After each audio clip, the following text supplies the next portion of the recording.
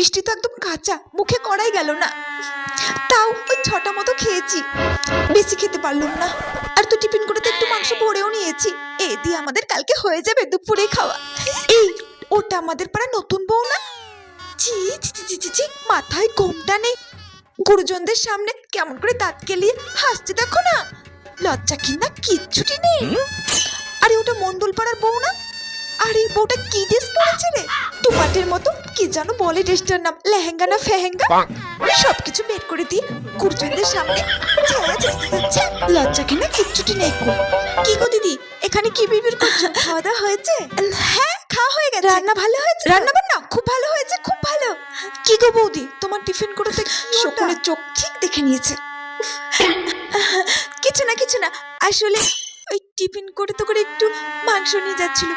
আসলে আমার ছোট মেয়েটা না মাংস খেতে পারেনি,